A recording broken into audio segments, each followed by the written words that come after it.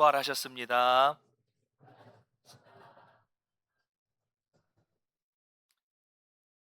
오늘은 예수님께서 사망 권세를 이기시고 부활하신 부활 주일입니다. 여러분, 예수님은 부활하셨습니다. 할렐루야.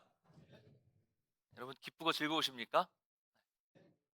좀 아니신 분도 좀 있는 것 같기도 하고요. 여러분, 오늘 이 자리에 오시기까지 어떤 마음으로 오셨을까요?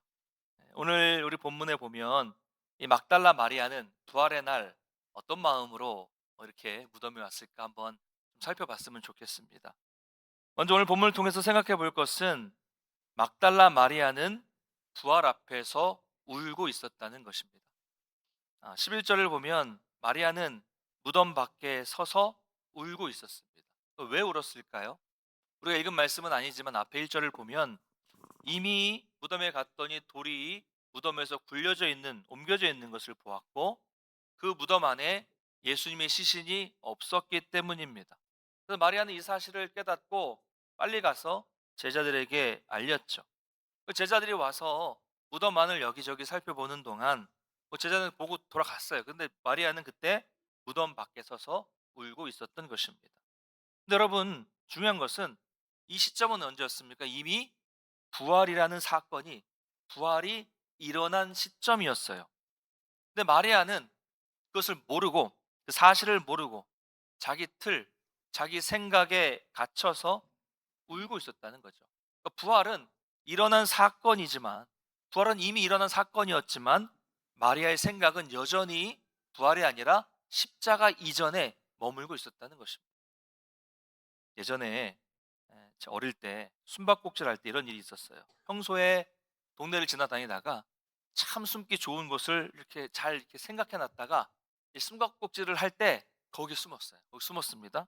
근데 처음에는 아무도 찾지 못하니까 너무 기분이 좋은 거예요. 막, 야, 이거 이 좋은 곳에서 아무도 못 찾는구나. 근데 시간이 지나니까 어떻게 돼? 점점 지루해지잖아요. 혼자 거기 앉아서 뭐 하겠어요? 점점 지루해져요. 근데 한참을 지나서 지루해졌는데 아무도 찾아오지 않은 겁니다. 뭔가 시간이 많이 지났는데 이상함을 느껴서 나가 보았더니 그 애들 많았던 동네에 사람이 하나도 없는 거예요. 왜 그럴까요? 다 밥 먹으러 들어간 거예요. 집에 들어갔어요. 근데 저만 몰라서 자기들끼리 이제 숨바꼭질이 끝난 거죠. 근데 저는 그 사실을 몰라서 혼자 저만 숨바꼭질에 빠져 있었던 것이죠. 저를 그렇게 한심한 눈으로 보시면 안 됩니다. 아마 여러분도 아마 이런 경험이 한두 번씩은 있었으리라고 생각이 들어요. 근데 여러분, 이런 일이 실제 역사에도 있었습니다. 오노다 히로라는 일본군의 이야기인데요. 그는 2차 세계대전이 끝난 후에도 무려 29년 동안 필리핀의 한 정글에서 계속해서 자기만의 전쟁 속에 있었습니다. 이미 전쟁은 1945년에 끝났어요. 근데 그는 일본이 패망해서 전쟁이 끝났다는 사실을 믿지 않았어요. 전쟁이 끝난 건 사실인데 그 사실을 믿지 않았습니다. 그가 처음에 전쟁에 투입될 때는 이제 뭐 전쟁이 한참 중이니까 신병들이 필요하잖아요. 신병들을 데리고 전장으로 투입되는 명령을 받았는데 그때 처음 받은 명령이 뭐였냐면 절대로 어떤 일이 있어도 항복하지 말라는 명령을 받았어요. 전쟁이 끝났다는 소식을 정글에 있으면서도 여러 루트를 통해서 들었지만 이 사람은 이 모든 것들이 미국의 적군의 속임수라고 생각해서 믿지 않았던 것입니다. 자, 여러분, 전쟁이 끝난 것은 사실이에요. 사실이죠. 그런데 그는 그 사실을 모르고 사실을 믿지 않고 혼자 싸우고 있었던 것입니다. 그래서 1974년이 되어서야 29년이 지났죠. 74년이 되어서야 이제 일본 정부도 아니 이 사람 여기 내버려 둘 수 없잖아요. 근데 아무리 가서 설득을 하고 가족들을 설득해도 안 되는 거예요. 그러니까 어쩔 수 없다 그래 가지고 이제 이미 퇴역한 지 오래된 이제 그의 직속 상관을 불러서 그 직속 상관을 필리핀 정글로 보냅니다. 가서 그 사람을 만나게 해서 종전 명령을 내리고 나서야 이 사람은 그 명령에 따라서 다시 정글을 떠나서 일본으로 돌아갈 수 있었습니다. 여러분, 지금 마리아의 상태가 이런 상태라는 거예요. 숨바꼭질이 끝났는데 그 사실을 모르고 혼자 숨바꼭질에 빠져 있는 사람처럼 전쟁이 끝났는데 그 전쟁이 끝났다는 사실을 모르고 혼자 전쟁에 빠져 있는 사람처럼 부활은 이미 일어난 사건인데 그 사실을 모르고 혼자 여전히 십자가 이전에 그 상태에 머물러 있는 것이 바로 이 마리아의 상태였다는 것입니다. 여러분, 가봤더니 무덤은 비어 있었어요. 그 무덤 속에는 천사들이 있었습니다. 너무나 이것은 분명한 부활의 현장이었어요. 근데 마리아 혼자만 그 가운데서 울고 있었어요. 울고 있었습니다. 천사들이 묻습니다. 여자여, 어찌하여 우느냐? 이 정도 되면 뭔가 좀 이상하다는 것을 깨달아야 되는데, 그래도 마리아의 대답은 뭐예요? 답정너예요, 답정너. 예. 답은 정해졌어요. 넌 대답만 하면 돼. 이거잖아요, 답정너. 예. 마리아 머릿속에는 오직 하나만의 생각이 있었던 거예요. 사람들이 내 주님을 옮겨다가 어디에 뒀는지 모르겠어요. 마리아 머릿속에 있는 생각은 뭐예요? 관념은 뭐예요? 시신이 없어졌다. 누가 가져갔다. 옮겼다. 이것밖에 없는 겁니다. 이 생각이 꽉 짜 있으니까 아무것도 보이지 않고 아무것도 들리지 않고 다른 무엇을 봐도 다른 것을 판단할 수 있는 그런 마음의 여유가 없었던 겁니다. 이 생각으로 가득 차 있었어요. 여러분, 우리도 마찬가지입니다. 부활은 이미 일어난 사건입니다. 그리고 부활하신 주님은 지금도 살아서 역사하고 계십니다. 할렐루야. 살아계신 주님이 우리와 함께 하시고 살아계신 주님이 우리를 구원하시는 역할을 지금도 하고 계세요. 살아계시니까, 부활하셨으니까. 근데 우리는 때로는 자기 틀과 자기 생각 안에 갇혀서 살아가요. 신앙이 침체되고 삶이 지치면 눈앞에 보이는 현실의 문제에만 붙들리게 되는 거예요. 아, 나는 여기까지인가 보다. 나는 안 되나 보다. 이런 생각에 사로잡히면 더 이상 아무것도 보이지 않게 되는 거예요. 그러니까 여러분, 기억하십시오. 우리가 몰랐다고 해서 그 사실이 없는 것은 아니에요. 여러분, 오노다 히로가 몰랐다고 해서 전쟁이 끝나지 않은 것은 아닙니다. 전쟁은 이미 끝났습니다. 근데 그가 몰랐을 뿐입니다. 인정하지 않았을 뿐이에요. 마찬가지입니다. 여러분, 내가 느끼지 못한다고 해서 부활이 일어나지 않은 것이 아니에요. 여러분, 내 신앙이 무뎌졌다고 해서 주님이 역사하지 않으시는 것도 아닙니다. 내가 모르는 거예요. 여러분, 사실, 팩트, 진리, 투스, 사실과 진리는 우리의 상태, 우리의 인식과 상관없이 이미 존재하고 있는 것입니다. 부활도 내 감정과 상관없이, 내 형편과 상관없이, 내 인식과 상관없이 이미 일어난 일이라는 것을 믿으시기를 바랍니다. 마리아는 부활을 알지 못했어요. 그런데 부활은 이미 일어났습니다. 마리아는 예수님을 보고도 뒤에 보면 알아보지 못합니다. 그러나 예수님은 바로 곁에 계셨어요. 사랑하는 성도 여러분, 오늘 우리는 이 마리아의 모습을 보면서 반드시 결단해야 됩니다. 내 생각의 틀, 내 이 틀을 깨뜨려야 돼요. 신앙은 깨뜨리는 겁니다. 14절 한번 읽어보겠습니다. 14절 시작. 이 말을 하고 뒤로 돌이켜 예수께서 서 계신 것을 보았으나 예수이신 줄을 알지 못하더라. 아멘. 이렇게 마리아는 천사들과 말을 나눈 뒤에 뒤를 돌이켜 보았습니다. 그리고 뒤를 돌이켜 보았을 때 누구를 봅니까? 예수님이 바로 뒤에 서 계셨어요. 여러분, 이것이 얼마나 놀라운 장면입니까? 자, 그러니까 마리아는 예수님을 그렇게 찾고 있었어요. 예수님 어디 가셨지? 찾고 있었어요. 시신이 보이지 않아서 울고 있었어요. 막막하게 울고 있었습니다. 그런데 예수님은 이미 찾고 있는 그 중에도 거기에 와 계셨어요. 더 놀라운 사실은 뭡니까? 그렇게 마리아가 간절히 찾던 예수님을 봤는데도 알아보지 못했다는 점이죠. 여러분, 모습만 못 알아본 것이 아닙니다. 예수님이 직접 물으세요. 여자여, 어찌하여 울며 누구를 찾느냐라고 물어보셨는데 그 목소리도 못 알아들었습니다. 15절을 보면 마리아는 예수님을 동산지기로 생각했다고 말씀하고 있어요. 여러분, 이런 일이 실제로 우리 가운데 벌어진다면 얼마나 황당하겠습니까? 예수님이시니까 계속 다정하게 마리아에게 말씀을 하시지, 우리 같으면 만약 그럴 일은 없겠어요. 내가 예수님이라면, 이런 상황이라면 얼마나 황당하고 책망하지 않을까요? 야, 벌써 나를 잊었어? 내 목소리 다 까먹었어? 어이가 없네. 에? 너무하는 거 아니야? 이렇게 막 책망하지 않았을까요? 그렇다면 마리아는 왜 못 알아봤을까요? 눈물이 흐르고 눈물이 가려서 그럴까요? 아니면 무덤 속이 어두워서 못 알아봤을까요? 아닙니다. 결정적인 이유는 마리아는 살아계신 예수님을 찾지 않았기 때문입니다. 그렇죠. 마리아는 뭘 찾았어요? 오직 시신을 찾고 있었어요. 그래서 눈앞에 살아계신 주님이 딱 서 계시는데도 알아보지 못했습니다. 찾는 건 다른 사람이 아니야. 시신이니까.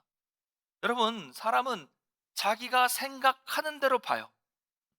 자기가 원하는 대로 판단합니다. 그 생각이 꽉 짜 있으면 자기가 보고 싶은 대로만 보는 거예요. 그래서 이런 일이 자주 발생하는 겁니다. 저도 이런 황당한 일을 2번 경험했어요.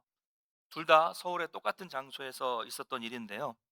사람이 아주 많이 이용하는 그 교회 앞에 상가의 지하에 있는 대형 마트에서의 일입니다. 제가 평일엔 어떻게 다녔냐면 서울에서 이렇게 정장 바지와 구두를 신고 위에는 이렇게 안에 와이셔츠와 넥타이를 하고 겉에만 이렇게 편안한 남색 점퍼를 이렇게 입고 다녔어요. 양복이 아니라 점퍼를 입고 다녔습니다. 편하잖아요, 이렇게 다니기가. 그래서 아무 생각 없이 편하게 입고 다녔는데 하루는 엘리베이터를 타고 2층에서 지하 1층을 딱 내려서 엘리베이터가 딱 열려서 엘리베이터에서 내렸는데 내리자마자 어떤 아주머니께서 저를 보시더니 "아니, 엘리베이터가 고장이 났어요? 언제까지 점검해요?" 이러시는 거예요. 그러니까 제 복장이 그분 생각에는 딱 승강기 점검하는 회사 직원의 복장이었던 거죠. 작업복.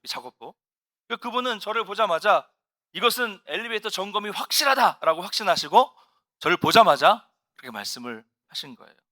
황당했겠죠. 네, 황당했을 거예요. 예.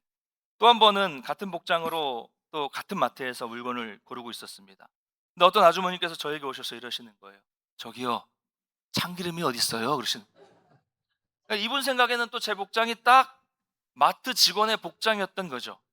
가만히 보니까 그래요. 정장에 구두에 이렇게 이 남색 점퍼 입고 여기 무슨 전기 써 있고 막 이렇게. 보통 그렇게 하시는 분들 많잖아요. 그래서 제가 그다음부터는 그 옷을 안 입습니다. 안 입었어요. 그래서 좀 불편해도 이 풀 정장으로 이렇게 '나는 직원이 아니고 나는 목사다.' 이 풀 정장으로 계속 다녔습니다. 여러분, 이처럼 사람은 자기 생각에 갇히면 그런 것으로 생각하는 거예요, 그냥. 그런 것으로 보고 그런 것으로 말합니다. 판단합니다. 마리아는 예수님이 부활하셨다는 것도 또 지금 말씀하고 있는 분이 예수님이라는 것도 전혀 상상하지 못했던 거예요. 나는 시신을 찾고 있으니까. 예수님 돌아가셨으니까. 그냥 무덤에서 지금 어떤 사람이 말을 하는데 보니까 천사는 아니에요. 그러니까 이 사람 동산지기겠구나. 그냥 추측을 한 겁니다. 그래서 이렇게 말합니다. 15절 한번 같이 읽어보겠습니다. 15절 시작. 예수께서 예수께서 이르시되 이르시되 여자여 여자여 어찌하여 어찌하여 울며 울며 누구를 찾느냐 하시니 마리아는 그가 동산직인 줄 알고 이르되 주여 당신이 옮겼거든 어디 두었는지 내게 이르소서 그리하면 내가 가져가리이다. 가져가리이다. 자, 당신이 옮겼거든 어디 두었는지 내게 이르소서. 그럼 내가 가져가겠습니다. 살아계신 예수님이 바로 앞에 서 계신데도 마리아의 눈은 여전히 시신만을 찾고 있었어요. 사랑하는 성도 여러분, 우리도 그럴 때가 있습니다. 내 생각 속에 갇히고 내 경험, 여태까지 경험했던 경험에 갇히고 내 판단에 갇히면 우리가 주님을 찾는 것도 내 방식대로만 찾게 되는 거예요. 예전에 이랬는데 이러는 거예요. 이 문제는 안 된다. 그 사람은 잘 변하지 않는다. 내 인생은 원래 그렇다. 이런 생각에 갇히면 지금 주님이 일하고 계시고 주님이 나에게 말씀하고 계시고 여러 가지 말씀을 주시고 나와 함께 하고 계시는데도 깨닫지 못하는 거예요. 그렇게 되는 겁니다. 그러나 여러분 기억하십시오. 주님이 없는 게 아니에요. 우리가 다른 데를 보고 있는 겁니다. 주님이 일하지 않으시는 게 아닙니다. 우리가 그것을 느끼지 못하는 거예요. 다른 생각에 빠져 있는 거예요. 부활하신 주님은 지금도 여러분 옆에 계십니다. 할렐루야. 여러분, 우리가 주님을 찾는 것 같지만 그렇지 않아요. 사실은 이미 언제나 주님이 먼저 우리를 찾아와 계세요. 찾아오시는 겁니다. 주님이. 지금도 주님은 여러분의 곁에 계시고 지금도 그 옆에서 여러분의 삶을 바라보고 계시고 또 지금도 여러분의 울음소리를 우리 주님이 듣고 계신다는 것을 여러분 믿으시기를 바랍니다. 자, 그래서 예수님은 그때 말씀하세요. 16절 한번 읽겠습니다. 시작. 예수께서 예수께서 이르시되 마리아 하시거늘 마리아가 돌이켜 히브리 말로 라보니 라보니 하니 하니 이는 이는 선생님이라는 선생이라는 말이라. 말이라. 아멘. 마리아야. 아무 설명도 없습니다. 마리아를 향한 책망도 없으십니다. 어떤 증거도 제시하지 않으세요. 한마디였습니다. 다정한 목소리. 마리아야. 마리아야. 이 한마디에 모든 것이 바뀌었어요. 여러분, 마리아는 처음에 제일 먼저 무덤이 열린 것을 보고 놀랐습니다. 천사들을 보았을 때도 울음이 그치지 않았어요. 빈 무덤을 보았을 때도 여전히 울고 있었습니다.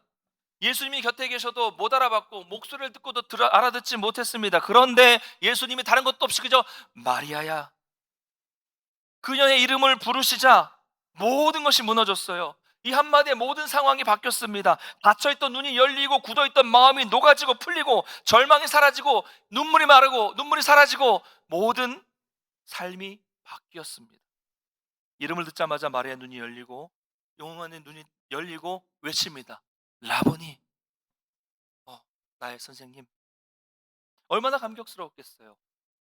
모든 눈물과 걱정이 사라지는 순간입니다. 여러분, 무엇이 그녀를 변화시켰습니까? 놀림입니까? 설명입니까? 증거입니까? 아닙니다. 주님의 따스한 부르심이었어요. 부르심. 마리아요. 여러분, 주님은 우리를 설득하지 않으세요. 주님은 설명으로 우리를 바꾸지 않으십니다. 주님은 저와 여러분의 이름을 불러주십니다. 요한복음 10장 3절 한번 읽어보겠습니다. 시작. 문지기는 그를 위하여 문을 열고 양은 그의 음성을 듣나니 그가 자기 양의 이름을 각각 불러 인도하여 내느니라. 아멘. 여러분, 목자는 양을 칠 때 양 전체한테 얘들아 나와라 이러지 않아요. 목자는 하나하나 그 양의 이름을 불러서 우리 위해서 꺼냅니다. 이처럼 예수님도 우리 모두에게 소리치지 않으십니다. 한 사람 한 사람의 이름을 부르십니다. 마리아요. 여러분, 오늘 이 자리에도 마찬가지입니다. 예수님은 우리에게 동문교회 성도들아 라고 부르지 않으시고요, 지금 이 자리에 앉아 계신 여러분의 이름을, 한 분 한 분의 이름을 부르십니다. 마리아야, 진모야. 오늘도 여러분의 이름을 부르시는 그 주님의 음성을 들으시기를 간절히 소망합니다.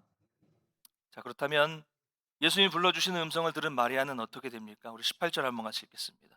시작. 막달라 마리아가 가서 제자들에게 내가 주를 보았다 하고 또 주께서 자기에게 이렇게 말씀하셨다 이르니라. 아멘. 마리아는 제자들에게 가서 말합니다. 내가 주를 보았다. 부활의 고백이죠. 여러분, 예수님을 시신을 봤다는 말이 아니잖아요. 야, 시신 찾았다 이거 아니잖아요. 내가 부활의 주님을 만났다, 보았다.